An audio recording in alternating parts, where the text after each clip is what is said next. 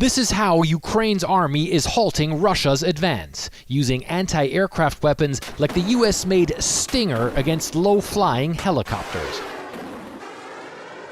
Now, answering Ukrainian President Volodymyr Zelensky's plea, the US says longer-range anti-aircraft missiles are arriving in Ukraine, including the powerful S-300. You know what kind of defense systems we need, S-300s and other similar systems. You know how much depends on the battlefield on Russia's ability to use aircraft. After Zelensky's impassioned speech to Congress, President Biden announced a massive new security assistance package worth $800 million, including drones, anti-tank weapons, and 20 million rounds of ammunition. It includes 800 anti-aircraft systems to make sure the Ukrainian military can continue to stop the planes and helicopters that have been attacking their people and to defend their Ukrainian airspace. Despite being drastically outgunned, Ukraine's forces have been putting up a tough fight. The country's ground troops, led by Colonel General Alexander Syrskyi, a veteran of Ukraine's defense of the Donbas region.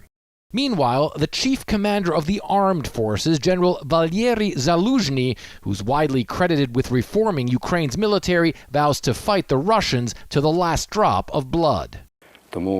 I don't have any illusions and don't wait for a gift from God, he says.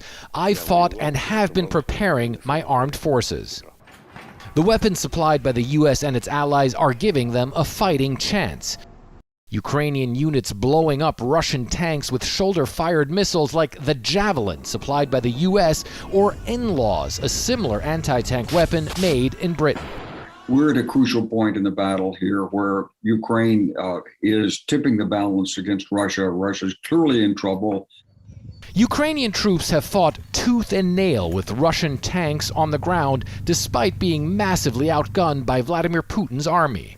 While the US and NATO still reject the idea of a no-fly zone, the Biden administration has made clear it will continue to arm Kyiv's forces to help as they bog down the Russian military and inflict massive casualties. Fred Pleitgen, CNN, Lviv, Ukraine.